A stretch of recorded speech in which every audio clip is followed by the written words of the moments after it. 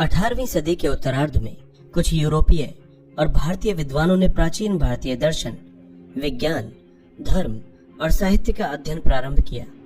इस अध्ययन के द्वारा भारतीय अपने प्राचीन ज्ञान से परिचित हुए, जिसने उनमें अपनी सभ्यता के प्रति गौरव का भाव जागृत किया। इसने सुधारकों को उनके सामाजिक और धार्मिक सुधारों के कार्य में भी सहयोग प्रदान किया। उन्होंने सामाजिक रूढ़ियों, अंधविश्वासों और अमानवीय व्यवहारों व परंपराओं के प्रति अपने संघर्ष में जनमत तैयार करने के लिए प्राचीन भारतीय ग्रंथों का ज्ञान उपयोग किया।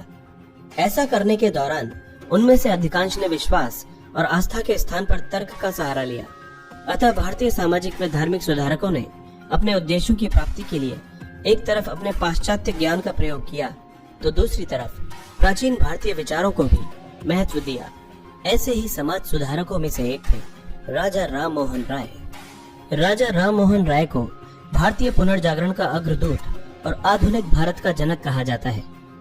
भारतीय सामाजिक और धार्मिक पुनर्जागरण के क्षेत्र में उनका विशिष्ट स्थान है।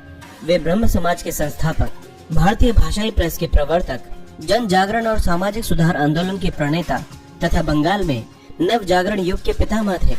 उन्होंने भारतीय स्वतंत्रता संग्राम और पत्रकारिता के कुशल संयोग से दोनों क्षेत्रों को गति प्रदान की।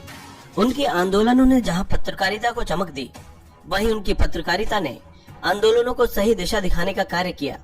राजा राम मोहन राय का जन्म संभवतः 1772 ईस्वी में बंगाल के एक संपन्न परिवार में हुआ था। उन्होंने पारंपरिक संस्कृत शिक्षा बनारस में और पारसी व अरबी का ज्ञान पटना में प्राप्त किया था। 15 वर्ष की आयु तक उन्हें बंगाली, संस्कृत, अरबी तथा फारसी का ज्ञान हो गया था। किशोरावस्था में उन्होंने काफी भ्रमण किया। उन्होंने 1803 से लेकर 1814 तक ईस्ट इंडिया कंपनी के लिए भी काम किया। उन्होंने ब्रह्म समाज की स्थापना की तथा इंग्लैंड और फ्रांस का भी भ्रमण किया। राजा राम मोहन राय ने ईस्ट इंडिया कंपनी की नौकरी छोड़कर अपने आप को राष्ट्र सेवा में झोंक दिया। भारत की स्वतंत्रता प्राप्ति के अलावा वे दोहरी लड़ाई लड़ रहे थे। दूसरी लड़ाई उनकी अपने ही देश के नागरिकों से थी, जो कि अंधविश्वास और कुरीतियों में जकड़े थे। राजा राम मोहन राय ने उन्हें झकझोरने का काम किया। बाल विवाह, सती प्रथा, जातिवाद, कर्मकांड, पर्दा प्रथा आदि का उन्होंने भरपूर विरोध किया। धर्म प्रचार के क्षेत्र में अलेक्जेंडर डफ ने उनकी काफी सहायता की थी। बाद में उन्होंने अंग्रेजी, ग्रीक और हिब्रू भाषा भी सीखी। वे फ्रेंच और लैटिन भाषा के भी जानकार थे। उन्होंने न केवल हिंदू बल्कि इस्लाम, ईसाई और यहूदी धर्म का भी गहन अध्ययन किया था। उन्होंने संस्कृत, बंगाली, हिंदी, पारसी और अंग्रेजी भाषा में अनेक पुस्तकें भी लिखी थी। उन्होंने बंगाली और पारसी भाषा में 2 समाचार पत्र भी निकाले थे। मुगल शासकों ने उन्हें राजा की उपाधि प्रदान की और अपने दूत के रूप में इंग्लैंड भेजा। वे 1831 में इंग्लैंड पहुंचे और वहीं 1833 में उनकी मृत्यु हो गई। वे भारत में अंग्रेजी शिक्षा के समर्थक थे और मानते थे कि नवजागरण के प्रसार और विज्ञान की शिक्षा के लिए अंग्रेजी का ज्ञान आवश्यक है। वे प्रेस की आजादी के प्रबल पक्षधर थे और इसी कारण उन्होंने प्रेस पर लगे प्रतिबंधों को हटाने के लिए आंदोलन भी चलाया। राजा राम मोहन राय का मानना था कि हिंदू धर्म में प्रवेश कर चुकी बुराइयों को दूर करने के लिए और उसके शुद्धिकरण के लिए उस धर्म के मूल ग्रंथों के ज्ञान से लोगों को परिचित कराना आवश्यक है। इस उद्देश्य की प्राप्ति के लिए ही उन्होंने वेदों व उपनिषदों का बंगाली भाषा में अनुवाद कर प्रकाशित करने का कठिन कार्य किया। वे एक ऐसे सार्वभौमिक धर्म के समर्थक थे जो कि एक परम सत्ता के सिद्धांत पर आधारित था। उन्होंने मूर्ति पूजा और अंधविश्वासों व पाखंडों का भी विरोध किया।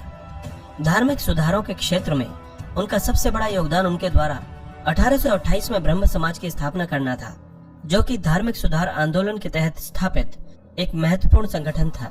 ब्रह्म समाज के सदस्य किसी भी धर्म पर हमले के खिलाफ थे।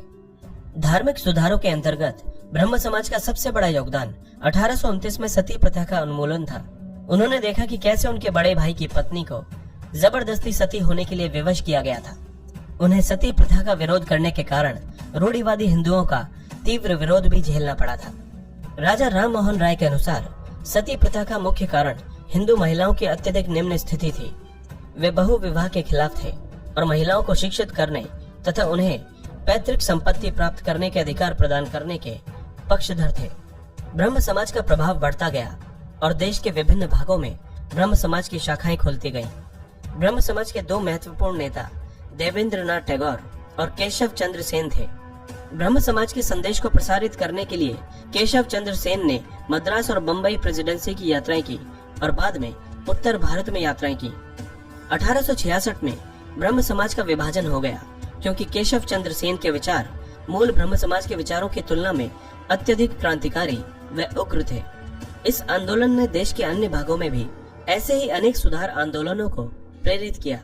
राजा राममोहन राय की दूरदर्शिता और वैचारिकता के सैकड़ों उदाहरण इतिहास में दर्ज हैं। हिंदी के प्रति उनका अगाध स्नेह था। वे रूढ़िवाद और कुरीतियों के विरोधी थे, लेकिन संस्कार, परंपरा और राष्ट्र गौरव उनके दिल के करीब थे। वे स्वतंत्रता चाहते थे, लेकिन चाहते थे कि इस देश के नागरिक उसकी कीमत पहचाने।